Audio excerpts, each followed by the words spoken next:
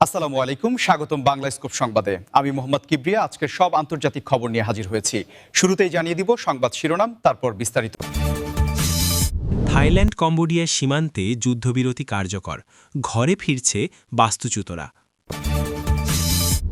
বাংলাদেশ দখলে নিতে যুদ্ধের ডাক যোগী আদিত্যনাথের, সীমান্তে শুরু হল ভয়ঙ্কর লড়াই। ফিলিস্তিনি কূটনৈতিক অগ্রগতির সাথে সাথে ইসরায়েলি দমন বৃদ্ধি। যুক্তরাষ্ট্র ও ইসরায়েল নতুন করে আগ্রাসন চালালে কঠোর জবাব দেবে ইরান। ইসরায়েলের ওপর ক্ষেপল সোমালিয়া, সব ধরনের ব্যবস্থা নেওয়ার হুঁশিয়ারি। আবিতে উত্তাল তেল আবিব। আসসালামু আলাইকুম, স্বাগতম জানাচ্ছি বাংলা স্কোপ সংবাদে। আমি মোহাম্মদ কিবরিয়া। এতক্ষণ শুনছিলেন সংবাদ শিরোনাম, এবার বিস্তারিত।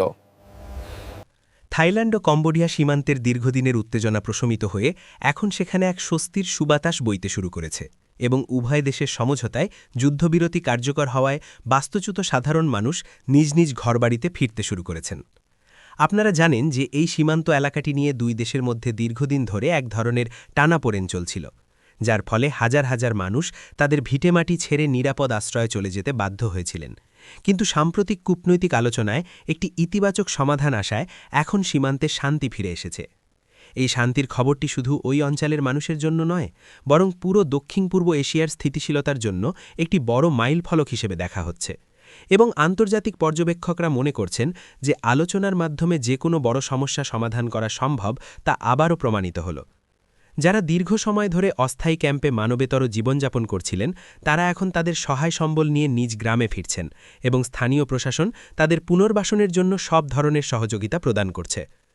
সীমান্তের এই শান্ত পরিবেশ বজায় রাখতে দুই দেশের সেনাবাহিনী এখন যৌথভাবে টহল দিচ্ছে এবং কোনো ধরনের উস্কানি যাতে নতুন করে বিশৃঙ্খলা সৃষ্টি না করতে পারে সেদিকে তীক্ষ্ণ নজর রাখা হচ্ছে। দর্শকরা, আপনারা কি মনে করেন এই শান্তি দীর্ঘস্থায়ী হবে? আপনাদের মূল্যবান মতামত আমাদের কমেন্ট বক্সে অবশ্যই জানাবেন এবং আমাদের এই প্রচেষ্টাকে সমর্থন করতে ভিডিওটি লাইক দিয়ে শেয়ার করতে ভুলবেন না। থাইল্যান্ড ও কম্বোডিয়া সরকার জানিয়েছে যে তারা এখন সীমান্তের অর্থনৈতিক উন্নয়নে জোর দেবে, যাতে এই অঞ্চলের মানুষ নতুন করে জীবন শুরু করতে পারে এবং ব্যবসা বাণিজ্য বৃদ্ধির মাধ্যমে পারস্পরিক সম্পর্ক আরও সুদৃঢ় হয়। এই পরিবর্তনের ফলে পর্যটন খাতেও ইতিবাচক প্রভাব পড়বে বলে আশা করা হচ্ছে, কারণ এই সীমান্ত সংলগ্ন এলাকাগুলোতে অনেক ঐতিহাসিক স্থাপনা রয়েছে যা দেখার জন্য সারা বিশ্বের পর্যটকরা মুখিয়ে থাকেন। সব মিলিয়ে একটি সুন্দর ও শান্তিপূর্ণ ভবিষ্যতের প্রত্যাশায় সীমান্তবাসীরা আজ রঙিন স্বপ্ন দেখছেন এবং আমরাও আশা করি এই স্থিতিশীলতা বজায় থাকবে।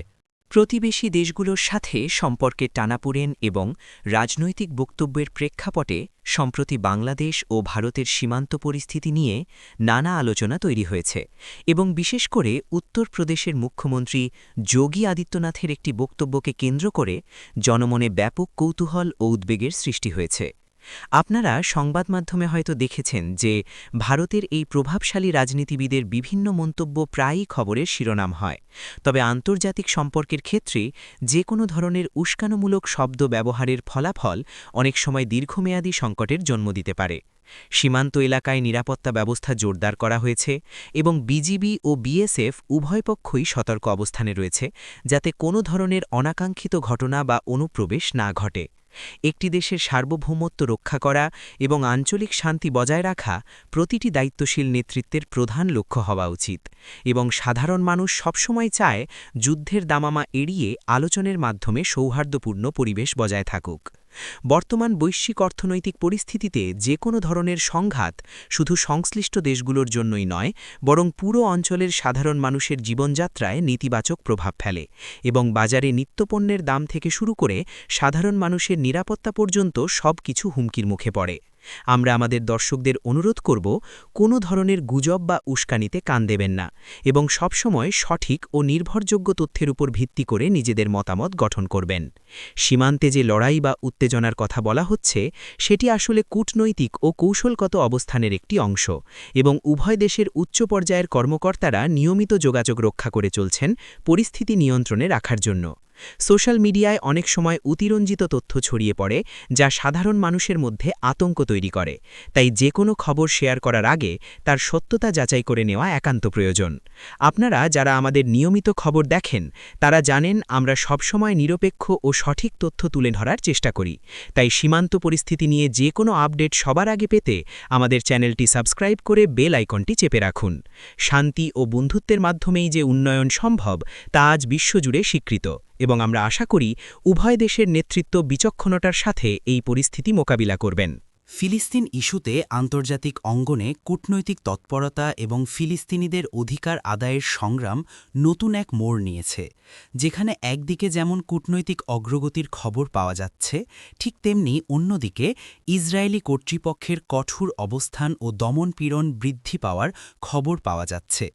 ফিলিস্তিনের স্বাধীন রাষ্ট্র হিসেবে স্বীকৃতি পাওয়ার লক্ষ্যে বিশ্বের অনেক দেশ এখন আগের চেয়ে অনেক বেশি সোচ্চার, এবং জাতিসংঘ সহ বিভিন্ন আন্তর্জাতিক সংস্থায় ফিলিস্তিনি প্রতিনিধিদের জোরালো উপস্থিতি লক্ষ্য করা যাচ্ছে। তবে এই কূটনৈতিক সাফল্যের সমান্তরালে ফিলিস্তিনি ভূখণ্ডে সাধারণ মানুষের উপর নানা বিধিনিষেধ ও অভিযান আগের চেয়ে অনেক গুণ বেড়ে গেছে বলে স্থানীয় ও আন্তর্জাতিক সংবাদ সংস্থাগুলো রিপোর্ট করছে। বিশেষ করে পশ্চিম তীর এবং গাজা উপত্যকায় সাধারণ মানুষের চলাচলের ওপর কঠোর নিয়ন্ত্রণ আরোপ এবং শিক্ষা ও স্বাস্থ্যসেবার ক্ষেত্রে নানা বাধার সৃষ্টি হওয়ায় এক চরম মানবিক সংকটের তৈরি হয়েছে। আপনারা যদি এই পরিস্থিতি গভীরভাবে পর্যবেক্ষণ করেন তবে দেখবেন যে সাধারণ ফিলিস্তিনিরা তাদের ন্যায্য অধিকারের দাবিতে যে শান্তিপূর্ণ আন্দোলন করছে তা দমনে অনেক ক্ষেত্রে শক্তির অপব্যবহার করা হচ্ছে। বিশ্ববিবেক আজ এই নির্যাতনের বিরুদ্ধে সরব হচ্ছে এবং বিভিন্ন দেশের সিভিল সোসাইটি ও মানবাধিকার সংস্থাগুলো ইসরায়েলের এই দমনমূলক নীতির তীব্র নিন্দা জানাচ্ছে। আপনারা এই বিষয়ে কি ভাবছেন? ফিলিস্তিনের এই দীর্ঘস্থায়ী সংকটের সমাধান কি কেবল আলোচনার টেবিলে সম্ভব? আপনাদের চিন্তাভাবনা আমাদের সাথে শেয়ার করুন। কূটনৈতিক অগ্রগতির ফলে ফিলিস্তিনের প্রতি বিশ্বের সংহতি বাড়লেও মাঠ পর্যায়ের কঠিন বাস্তবতা অনেককেই ভাবিয়ে তুলছে এবং সাধারণ মানুষ প্রতিদিন এক অনিশ্চয়তার মধ্য দিয়ে জীবন অতিবাহিত করছে। তবুও তারা হাল ছাড়তে রাজি নয় এবং আন্তর্জাতিক সম্প্রদায়ের প্রতি তাদের আহ্বান যাতে এই সংঘাত বন্ধে কার্যকর পদক্ষেপ নেওয়া হয়।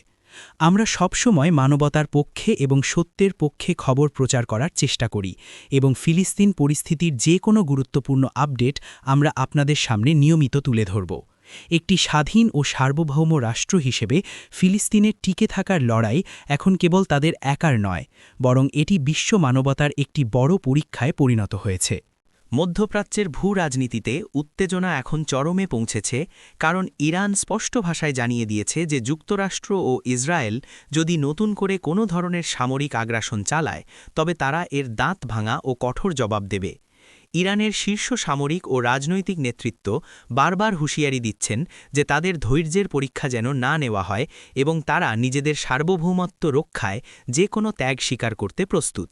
সাম্প্রতিক সময়ে পারস্য উপসাগর এবং আশেপাশের অঞ্চলে সামরিক মহড়া ও পাল্টাপাল্টি হুমকির ফলে এক যুদ্ধংদেহী পরিবেশ তৈরি হয়েছে, যা বিশ্ব অর্থনীতির বিশেষ করে জ্বালানি তেলের বাজারের ওপর বড় ধরনের অস্থিরতা সৃষ্টি করতে পারে।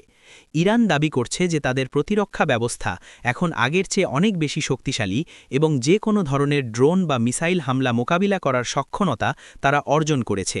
যুক্তরাষ্ট্রের পক্ষ থেকেও এই অঞ্চলে তাদের উপস্থিতি জোরদার করা হয়েছে এবং ইসরায়েল দাবি করছে যে তারা নিজেদের নিরাপত্তা নিশ্চিত করতে যে কোনো পদক্ষেপ নিতে দ্বিধা করবে না। এই ধরনের ত্রিমুখী উত্তেজনায় সাধারণ মানুষ এখন আশঙ্কায় আছে যে কখন বড় ধরনের কোনো সংঘাত শুরু হয়ে যায় যা নিয়ন্ত্রণ করা কঠিন হবে। আপনারা আমাদের জানান যে এই উত্তেজনার পেছনে আসল কারণ কি বলে আপনারা মনে করেন এবং কূটনৈতিক আলোচনার মাধ্যমে কি এই সমস্যার সমাধান সম্ভব। আপনাদের কমেন্ট আমাদের জন্য খুবই গুরুত্বপূর্ণ। আন্তর্জাতিক বিশ্লেষকরা মনে করছেন যে কোনো একটি ভুল পদক্ষেপ পুরো মধ্যপ্রাচ্যকে এক ভয়াবহ অগ্নিকুণ্ডে পরিণত করতে পারে, যার প্রভাব বিশ্বের প্রতিটি কোণায় পড়বে। ইরান তাদের বক্তব্যে পরিষ্কার করেছে যে তারা যুদ্ধ চায় না, কিন্তু আক্রান্ত হলে তারা বসে থাকবে না এবং তাদের প্রক্সি শক্তিগুলো এই লড়াইয়ে শরিক হতে পারে বলে ধারণা করা হচ্ছে। এই কঠিন সময়ে বিশ্ব নেতাদের উচিত দ্রুত হস্তক্ষেপ করা এবং সংলাপের পরিবেশ তৈরি করা, যাতে সাধারণ মানুষের জীবন ও সম্পদ রক্ষা পায়। আমাদের দর্শকদের প্রতি অনুরোধ থাকবে, এই ধরনের আন্তর্জাতিক গুরুত্বপূর্ণ সংবাদের বিস্তারিত এবং নিরপেক্ষ বিশ্লেষণ পেতে আমাদের ভিডিওগুলোতে লাইক দিন এবং আপনার বন্ধুদের সাথে শেয়ার করে সবাইকে সচেতন করুন। আফ্রিকার সিংখ্যাত দেশ সোমালিয়া সম্প্রতি ইসরায়েলের নীতি ও কর্মকাণ্ডের বিরুদ্ধে কঠোর অবস্থান নিয়েছে এবং সব ধরনের প্রয়োজনীয় ব্যবস্থা নেওয়ার হুঁশিয়ারি দিয়ে আন্তর্জাতিক মহলে আলোচনার জন্ম দিয়েছে। সোমালিয়া সরকার এক বিবৃতিতে জানিয়েছে যে আঞ্চলিক স্থিতিশীলতা নষ্ট করার কোনো প্রচেষ্টা তারা মেনে নেবে না এবং তারা ফিলিস্তিনি জনগণের প্রতি তাদের অকুণ্ঠ সমর্থন পুনর্ব্যক্ত করেছে। ইসরায়েলের সাথে সোমালিয়ার কোনো সরাসরি সীমান্ত না থাকলেও আদর্শিক এবং কূটনীতিক দিক থেকে তারা সবসময় এই সংঘাতের বিষয়ে সোচ্চার এবং সম্প্রতি রেড সি বা লোহিত সাগরের নিরাপত্তা নিয়ে সৃষ্ট উত্তেজনায় সোমালিয়া তাদের অবস্থান আরও পরিষ্কার করেছে। আপনারা জানেন যে এই অঞ্চলটি বিশ্ব বাণিজ্যের জন্য অত্যন্ত গুরুত্বপূর্ণ একটি রুট এবং সোমালিয়ার এই হুঁশিয়ারি বিশ্ব রাজনীতিতে নতুন মাত্রা যোগ করেছে। সোমালিয়ার সাধারণ মানুষও রাস্তায় নেমে বিক্ষোভ করেছে এবং তারা তাদের সরকারের এই সাহসী পদক্ষেপকে স্বাগত জানিয়েছে। কিন্তু প্রশ্ন উঠছে যে সোমালিয়া আসলে কী ধরনের ব্যবস্থা নিতে পারে এবং এর ফলে ইসরায়েল ও তার মিত্রদের সাথে তাদের সম্পর্কের কী পরিবর্তন হবে। দর্শকরা, আপনারা সোমালিয়ার এই কঠোর অবস্থানকে কিভাবে দেখছেন? আন্তর্জাতিক রাজনীতিতে এই ধরনের ছোট দেশগুলোর সোচ্চার হওয়া কি বড় শক্তিগুলোকে কোনো বার্তা দেয়? আমাদের জানান। সোমালিয়া তার নিজস্ব অর্থনৈতিক ও অভ্যন্তরীণ সমস্যা থাকা সত্ত্বেও যেভাবে আন্তর্জাতিক ইস্যুতে সোচ্চার হয়েছে তা অনেকের কাছেই বিস্ময়ের কারণ হয়ে দাঁড়িয়েছে। বিশেষজ্ঞরা বলছেন যে এটি মূলত মুসলিম বিশ্বের ঐক্য এবং ফিলিস্তিন ইস্যুর প্রতি সাধারণ মানুষের আবেগের বহিঃপ্রকাশ। এই পরিস্থিতির ফলে ওই অঞ্চলে নতুন কোনো রাজনৈতিক মেরুকরণ তৈরি হয় কিনা সেটিই এখন দেখার বিষয়।